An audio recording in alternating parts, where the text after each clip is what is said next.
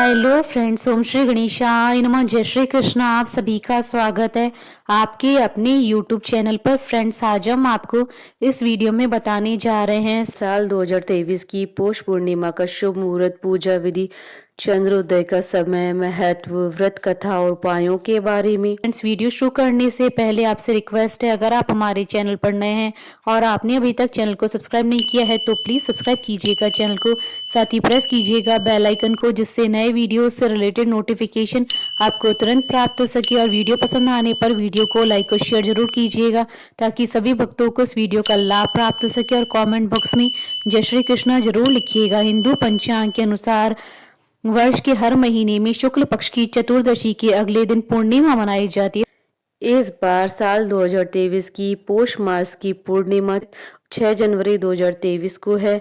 यह साल 2023 की पहली पूर्णिमा है। पूर्णिमा के दिन चंद्रदेव पूर्ण आकार में होते। इस दिन पूजा, जप, तप, दान से न केवल चंद्रदेव बल्कि भगवान श्री हरि की कृपा बरसती है। पूर्णिमा और अमावस्या को पूजा दान करने से व्यक्ति की समस्त पाप नष्ट हो जाते हैं। सनातन धर्म में पूर्णिमा के दिन पूर्णिमा व्रत और सत्यनारायण पूजा का विधान है। इस दिन साधक पवित्र नदियों में स्नान कर तिल तर्पण करते हैं। इससे पितरों को मोक्ष मिलता है। मान्यता के अनुसार पौष पूर्णिमा के दिन दान, स्नान और सूर्य देव को अर्घ्य देने का विशेष महत्व बताया गया है।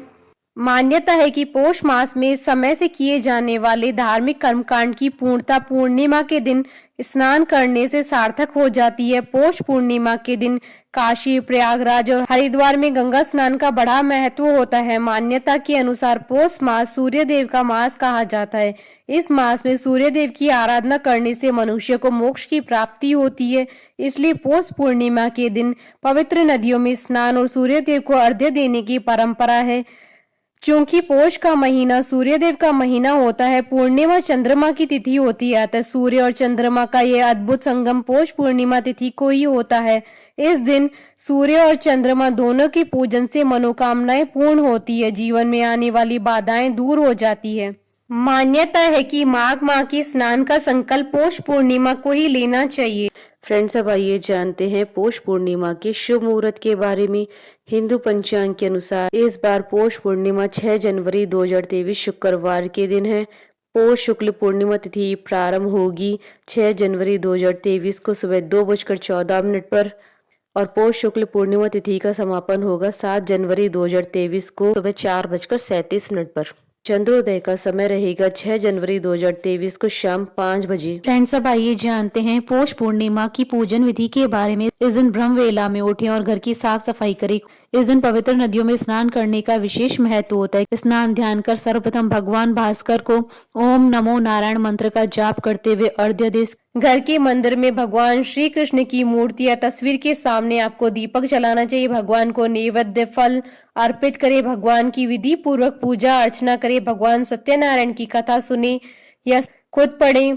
भगवान सत्यनारायण की कथा के पश्चात आरती करें। भगवान की आरती उतारने के बाद चंद्रमा की पूजा करें। पौष पूर्णिमा के दिन दान करने का विशेष महत्व होता है।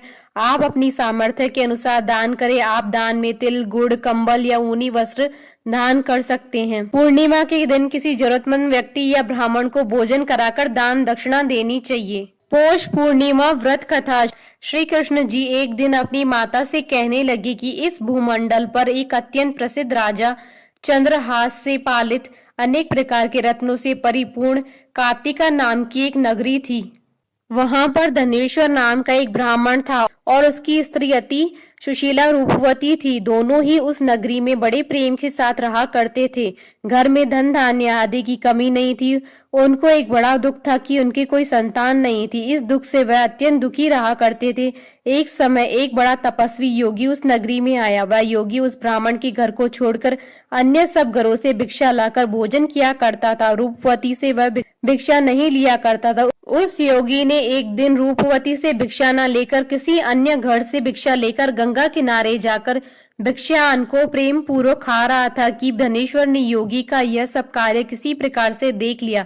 अपनी भिक्षा के अनादर से दुखी होकर धनेश्वर योगी से बोला, महात्मन, आप सब घरों से भिक्षा लेते हैं परंतु मेरे घर की भिक्षा कभी नहीं लेते हैं, इसका क्या कारण है? योगी ने कहा कि निसंतान के घर की भीख पतितों के अन्न के तुल्य होती है और जो पतितों का अन्न खाता है वह भी पतित हो जाता है। चूंकि तुम निसंतान हो, अतः पतित हो जाने के भय से मैं तुम्हारे घर की भिक्षा नहीं लेता हूँ। धनेश्वर यह बात सुनकर अपने मन में बहुत दुखी हुआ और हाथ जोड़कर योगी के पैरों पर गिर पड़ा तथा आतर भाव से कहने लगा कि हे महाराज, यदि ऐसा है तो आप मुझको पुत्र प्राप्ति का उपाय बताइए। आप सर्वज्ञ हैं, मुझ पर अवश्य ही कृपा कीजिए।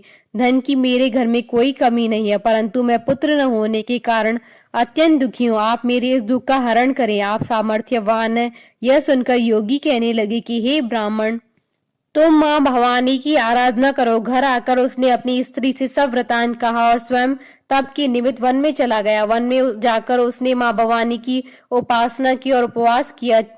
माँ ने 16वें दिन उसको स्वप्न में दर्शन दिया और कहा, हे धनेश्वर, जा तेरे पुत्र होगा, परंतु वह 16 वर्ष की आयु में ही मृत्यु को प्राप्त हो जाएगा। यदि तुम दोनों स्त्री पुरुष 32 पूर्णमासियों का व्रत विधि पूर्वक करोगे तो वह दीर्घायु होगा।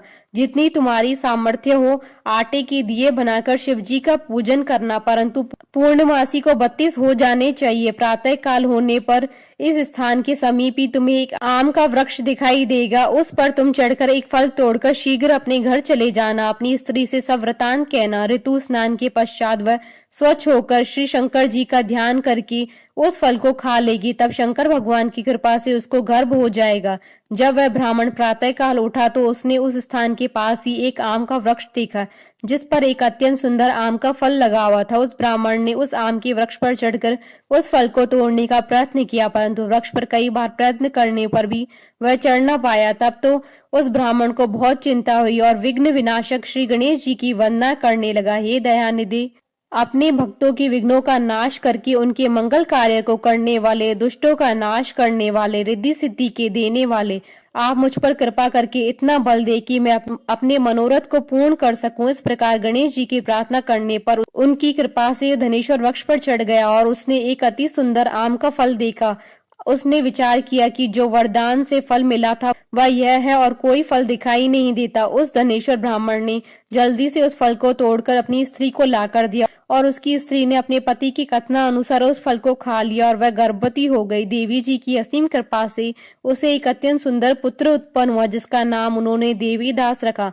माता पिता के हर्ष के साथ वह बालक शुक्ल पक्ष की चंद्रमा की भांति अपने पिता के घर में बढ़ने लगा। भवानी की कृपा से वह बालक बहुत ही सुंदर, सुशील और विद्या पढ़ने में भी बहुत निपुण हो गया। दुर्गा जी की आज्ञा अनुसार उसकी माता ने 32 पूर्णिमासी का व्रत रखना प्रारंभ किया जिससे पुत्र बड़ी आयु वाला हो जाए। 16 वर्ष लगते ही देवीदास के माता पिता को बड़ी चिंता हो गई कि कहीं उसके पुत्र की इस वर्ष मृत्यु न हो जाए। इसलिए उन्होंने अपने मन में विचार किया कि यदि यह दुर्घटना उनके सामने हो गई तो वह कैसे सहन करेंगे।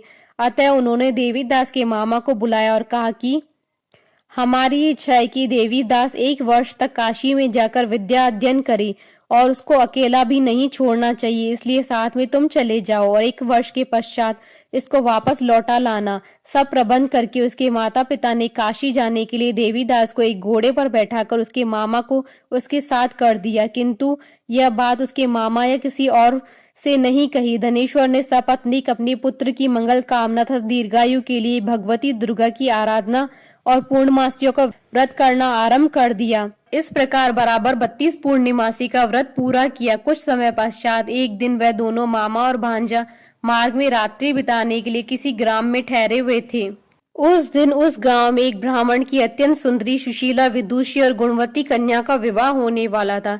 जिस धर्मशाला के अंदर वर और उसकी बारात ठहरी हुई थी उसी धर्मशाला में देवीदास और उसके मामा भी ठहरे हुए थे। संयोगवश कन्या को तेल आदि चढ़ाकर मंडप आदि का कृत्य किया गया तो लग्न के समय वर को धनुवार्थ हो गया। अतः वर के पिता ने अपने कुटुंबियों से परामर्श करके निश्चय किया कि यह देवीदास मेरे पुत्र जैसा ही सुंदर है, मैं इसके साथ ही लगन करा दूं और बाद में विवाह के अन्य कार्य मेरे लड़के के साथ हो जाएंगे। ऐसा सोचकर देवीदास के मामा से जाकर बोला कि तुम थोड़ी देर के लिए अपने भांजे को हमें दे दो जिससे विवाह के लग्न का सब कृत्य सुचारू रूप से हो सके। तब उसका मामा कहने लगा कि जो कुछ भी मधुपर्क आदि कन्यादान के समय वर को मिले वह सब हमें दे दिया जाए तो मेरा भांजा इस बारात का दूल्हा बन जाएगा। यह बात वर के पिता ने स्वीकार कर लेने पर उसने अपना भांजा वर बनने को भेज दिया और उसके साथ सब विवाह कार्य रात्रि में विधि पूर्वक संपन्न हो गया। पत्नी के साथ वह भोजन न कर सका और अपने मन में सोचने लगा कि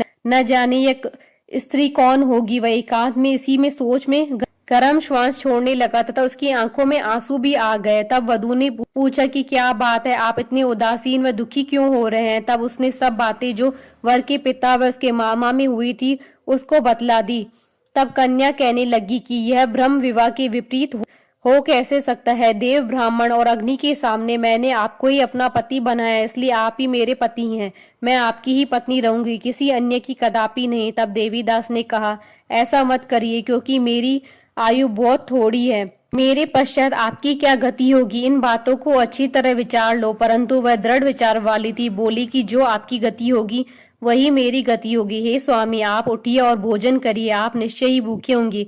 इसके बाद देवीदास और उसकी पत्नी दोनों ने भोजन किया तथा शेष रात्रि वह सोते रहे। प्रातःकाल देवीदास ने अपनी पत्नी को 3 नगों से जड़ी हुई एक अंगूठी दी, एक रुमाल दिया और बोला, हे प्रिय, इसे लो और संकेत समझकर स्थिरचित हो जाओ। मेरा मरण और जीवन जानने के लिए एक पुष्प वाटिका बना लो, उसमें सुगंधी वाली एक नव मल्लिका लगा लो, उसको प्रतिदिन जल से सींचा करो और आनंद के साथ खेलो कूदो और उत्सव मनाओ।